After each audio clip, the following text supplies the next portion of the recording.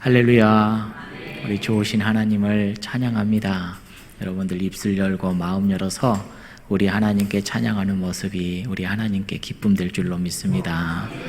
우리 어깨를 한번 펴보시지요. 많이 피곤하시죠? 예. 그냥 눈이 천근이고 만근일 때가 있어요. 예.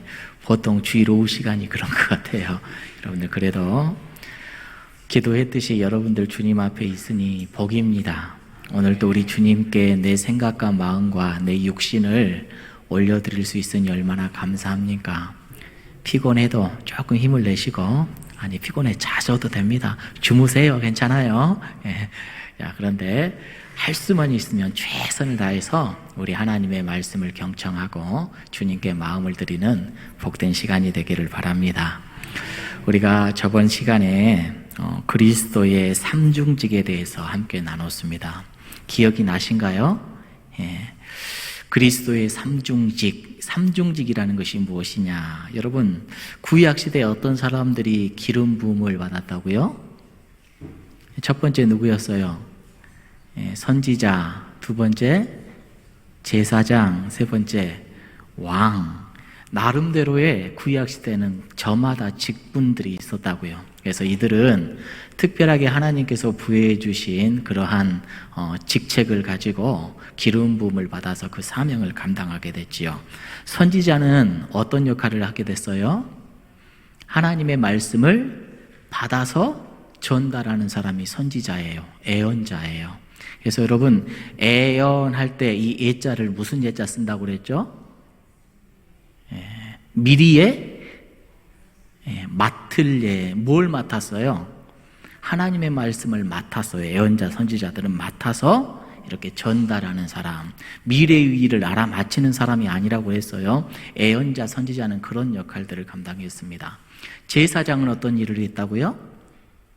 하나님과 백성과의 중보의 역할을 감당하는데 제사 올려드릴 수 있도록 이 제사장들은 그 일들을 감당을 했습니다.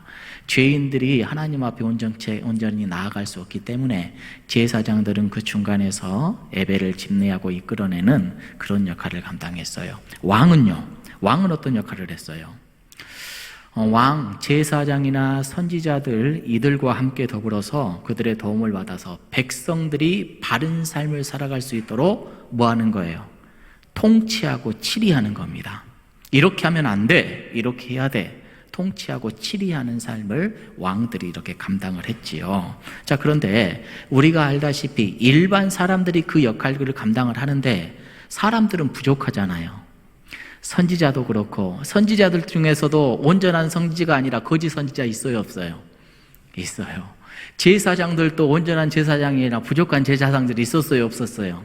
있었어요. 왕들도 그렇잖아요. 왕들도 하나님의 말씀 가운데서 딱 통치하면 좋은데 왕들도 부패하고 변질된 왕들이 있었다. 그래서 사람은 이렇게 온전하지 못해요. 그런데 우리가 지난주에 그리스도의 삼중직이다 해서 이 세 가지의 직무를 우리 예수님이 맡아 감당했다라는 것을 함께 나눴지요. 우리 예수님은 홀로 이 세 직분을 완벽하게 감당하신 분이었다라는 것을 우리가 나누었습니다. 자, 그래서 이제 오늘은 이제 이 삼중직의 첫 번째 그리스도의 우리 선지자의 직분에 대해서 우리가 함께 나누려고 합니다. 자, 이건 요리문답 24번의 문제와 아주 관련이 있는 거예요. 자, 우리 함께 읽어봅니다. 24번입니다. 시작.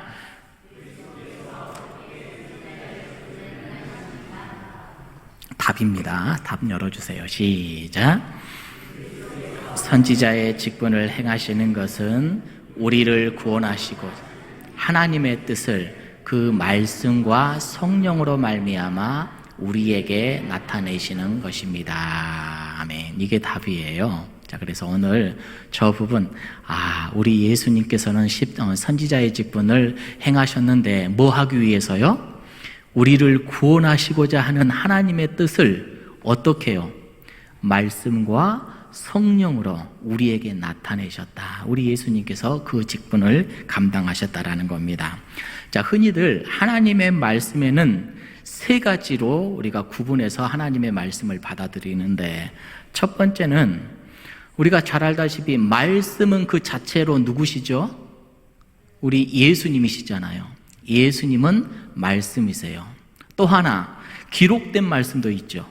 구약 성경, 신약 성경 기록된 말씀도 하나님의 말씀이고 예수님 자체도 말씀이시고 또 하나 있는데 선포된 말씀도 하나님의 말씀입니다. 그래서 하나님의 말씀은 세 가지로 분류가 돼요. 성육신하신 우리 예수 그리스도 말씀, 기록된 성경 말씀, 또 하나 이 성경 말씀을 기초로 해서 선포된, 해석되어져서 우리들에게 선포된 하나님의 말씀, 이 세 가지로 우리는 구분을 해볼 수가 있습니다. 그래서 오늘은 우리 예수 그리스도의 이 말씀, 우리 예수님에 대한 말씀, 이 부분에 대해서 이야기를 해보는데, 금방도 말씀드렸다시피 우리 예수님은 말씀 그 자체이시지요.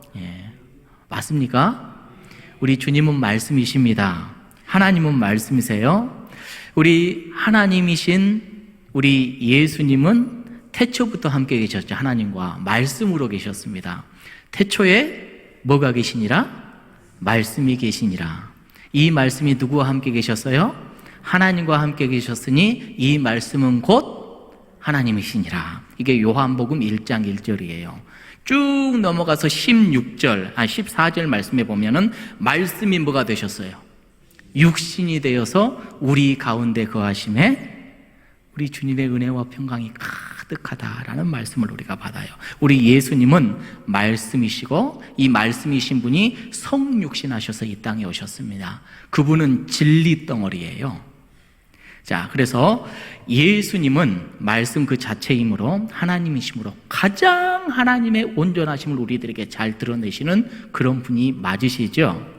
자, 그런데 우리가 조금 전에 이 말씀을 세 가지로 나누어 보았는데 기록된 성경이 있잖아요. 기록된 성경은 우리 예수님이 오시기 이전부터 있었거든요. 그렇잖아요? 자, 그래서 구약 성경의 말씀을 이스라엘 백성들은 그 말씀을 가지고 그렇게 잘 지키려고 노력했음에도 불구하고 이스라엘 백성들이 이 말씀을 온전히 알아요, 몰라요? 모르죠. 우리가 저번에 주일 예배 때도 함께 말씀을 나눴듯이 우리 예수님께서 이 바리새인들, 서기관들 그들을 향해서 뭐라고 그랬어요? 말씀을 어떻게 했다고? 오해하였도다. 이렇게 이야기를 하잖아요. 그런데 우리 예수님은 말씀을 오해할 수가 있어요, 없어요? 없죠. 그 자체이시니까. 자, 그래서 우리 예수님께서는 마태복음 5장 17절 말씀에 그렇게 우리들에게 말씀을 해주세요. 5장 17절 시작.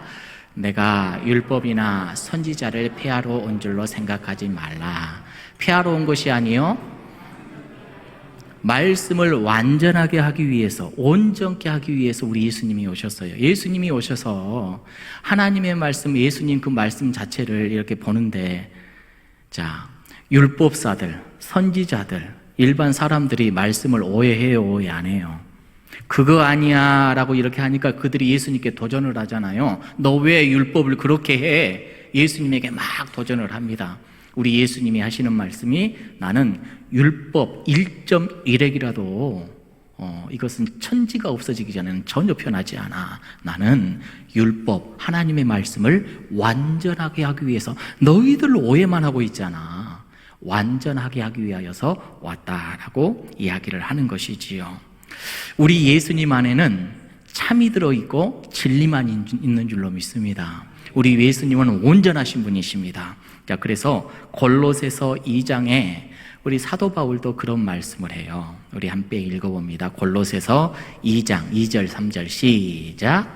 이는 저희로 위안을 받고 사랑 안에서 연합하여 만한 이해의 모든 부요에 이르러 하나님의 비밀인 그리스도를 깨닫게 하려 함이라. 우리 그리스도 안에는 뭐가 있어요? 지혜와 지식의 모든 보화가 감추어져 있느니라. 우리 예수님 안에는 이게 전부 감춰져 있다라고 그렇게 이야기를 합니다. 자, 그래서 예수님만이 우리에게 진리를 전해주시는 누구죠? 참 선지자가 되는 겁니다. 할렐루야. 우리 예수님만이 참 선지자이십니다. 자, 그래서 기록되어져 있는 이러한 말씀을 완전하게 하여 주시는 분, 진리로 선포하시는 분이 바로 우리 예수님이셔요. 그래서 구약의 성경 말씀이 있지만 사람은 우리가 다 오해를 하지만 우리 예수님은 이것을 완벽하게 온전케 해주시는 분. 그러면은 구약 성경의 말씀은 이때 우리가 오해하는 것이지 말씀은 원래 온전하고 완벽한 거잖아요. 하나님의 말씀 그 자체로 권위가 있는 줄로 믿습니다.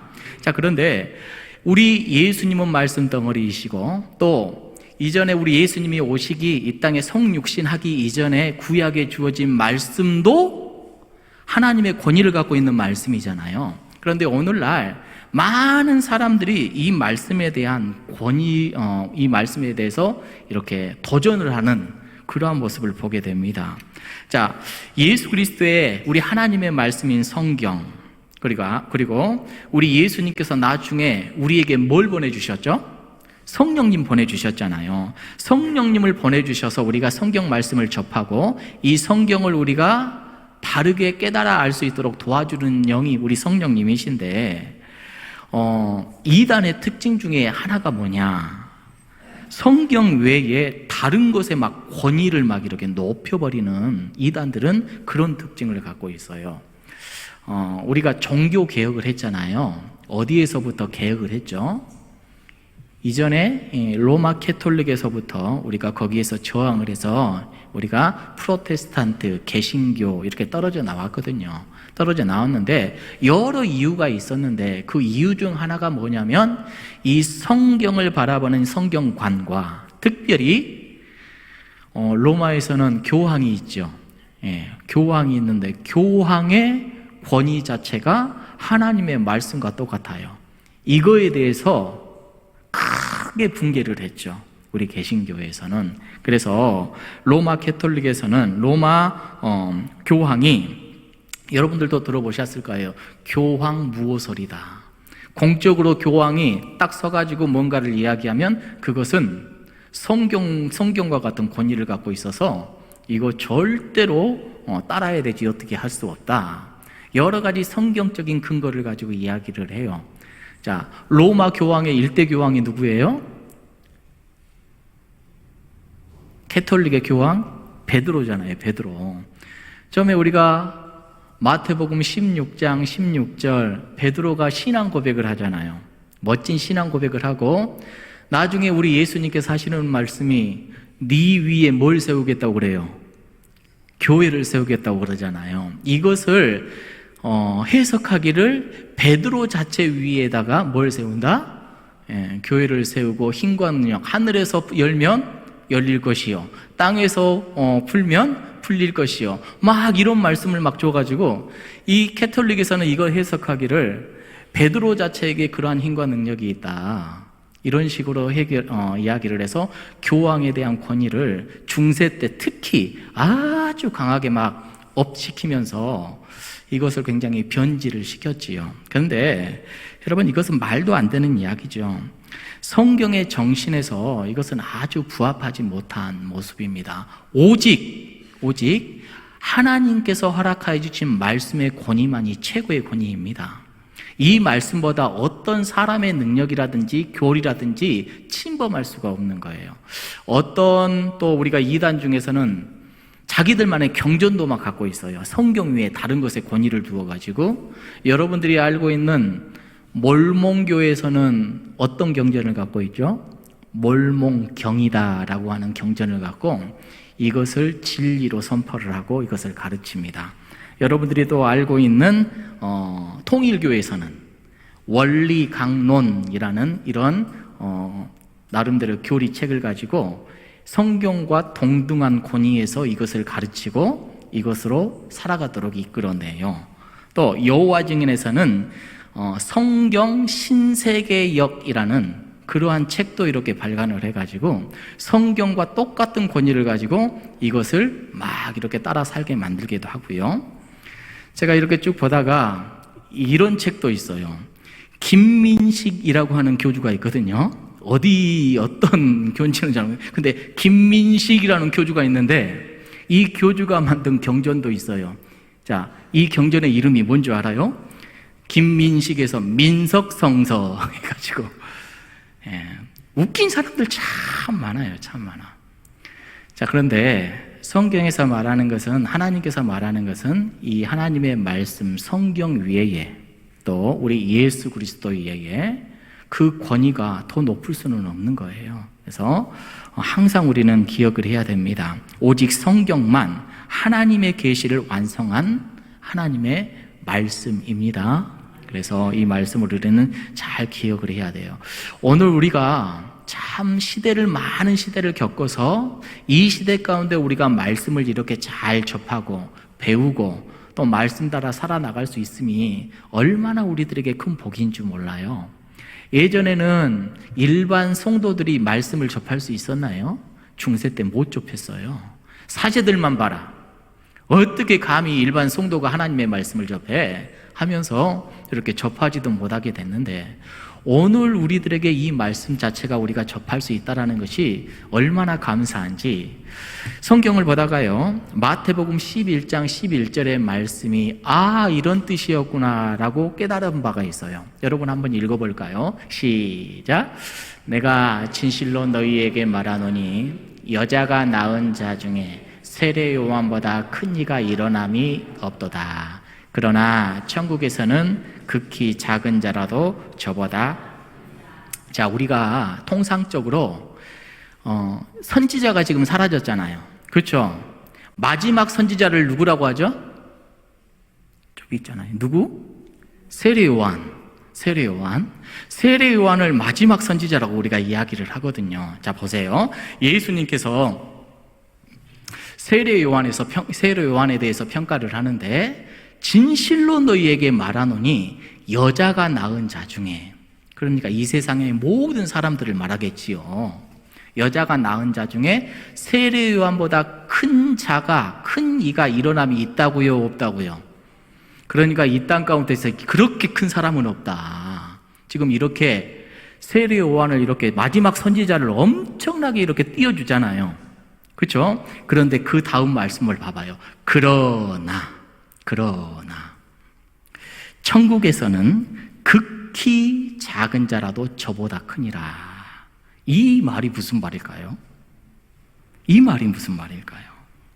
마지막 선지자가 누구라고요? 세례 요한보다 천국에서는 그보다 정말로 보잘것이 없는데 그보다 큰 사람이 있을 것인데, 자, 저게 무슨 말이냐?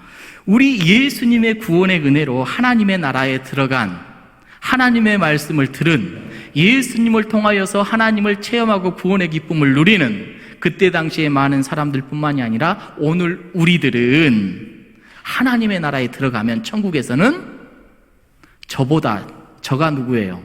세례 요한보다 어떻대요? 크다. 세례 요한보다 크다. 이런 이야기를 해줘요.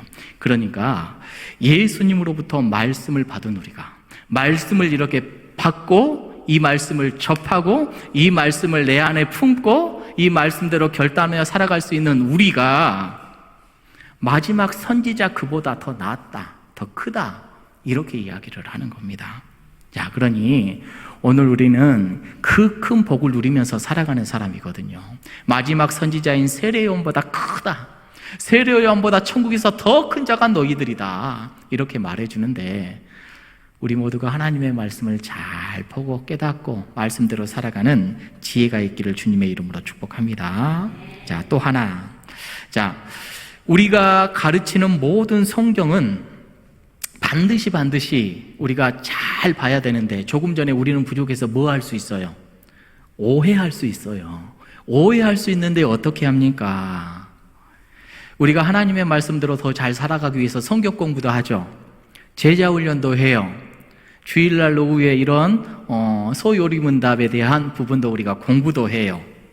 여러 가지로 하는데 성경에 비춰봐서 그 성경의 정신과 방향과 맞지 않으면 어떻게 될까요? 그거 하지 말아야 되겠죠. 그렇죠? 그거 하지 말아야 됩니다. 항상 우리는 성경의 정신과 맞는지 안 맞는지 봐야 돼요. 어떤 사람이 은사 받았다고요? 자기가 하나님한테 직동 계시를 받았대요. 막 이야기해요. 이렇게 해라. 그런데 우리는 뭘로 그걸 증명해냅니까? 하나님의 말씀의 정신에서 맞는지 틀린지로 우리는 그것을 증명해내는 거예요. 이상한 방언을 하고 또 나름의 어떤 신유의 은사를 갖고 있고 여러 가지 변화의 모습을 갖고 있을지라도 성경에서 검증되지 않는 모습으로, 질서로, 방법으로 한다면 그것은 아주 위험한 겁니다. 왜요? 사탄도 힘이 있어요. 사탄도 방언할 수 있어요. 우리에게 그런 거 심어줄 수 있어요. 잘못된 애엄 주입할 수 있어요. 내가 하고 있는 것이 절대적인 것이 아니라는 것을 잊지 마세요. 그래서 항상 검증의 중심은 어디에 있어요? 말씀에 있는 겁니다. 말씀에 있는 거예요. 그러니 여러분, 여러 가지 신비적인 부분에 현혹되지 마시고 영적인 부분에 현혹되지 마시고 항상 우리는 말씀을 중심으로 삼고 이 말씀 안에서 무언가를 조율하면서 살아가는 게 복된 겁니다. 자, 그래서 근데 이제 문제가 있어요. 성경을 해석하는데 성경에 대해서 다른 주장을 할 수가 있거든요. 이렇게 해석해도 맞는 것 같고 저렇게 해석해도 맞는 것 같고. 우리가 알다시피 장로교도 막 많이 나눠져 있잖아요. 그렇죠? 나눠져 있는 이유 중에 하나가 성경의 해석관 때문에 그러거든요. 근데 이렇게 해석해도 맞고 또 틀리지도 않고 이렇게 해석해도 맞고 틀리지도 않고 하나만을 막 이것을 주장을 한다 해가지고 나눠질 수도 있어요.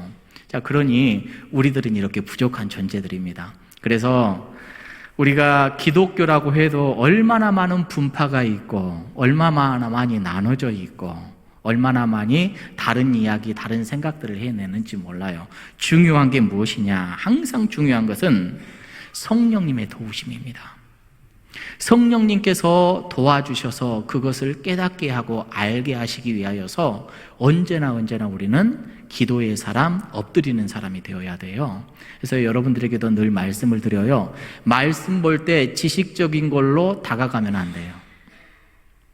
늘 하나님께 기도하시고 말씀을 접하시길 바랍니다. 하나님, 깨달음을 주옵소서. 하나님, 믿어지게 하여 주옵소서. 성령님의 도우심과 우리가 최선을 다해서 집중할 때 이게 바로 나에게 온전케 하여 주시는 하나님의 능력과 은혜가 임할 줄로 믿습니다. 여러분, 그렇기 때문에 여러분, 우리는 날마다 성령님의 도우심이 필요해요. 할렐루야. 옆에 분들 한번 봐보세요. 성령님의 도우심이 필요합니다. 자, 이번 한 주간 하나님의 말씀을 잘 보시기 바랍니다. 제가 설교를 더 하면은 여러분들 다 그냥 완전히 지쳐서 쓰러질 것 같아요. 그래서 여러분들에게 기쁜 소식을 하나 가르쳐 드리겠습니다. 오늘은 설교 끝. 자, 우리 이 한 주간도 우리 주님을 바라보면서 복되게 살아가시기를 주님의 이름으로 축복합니다.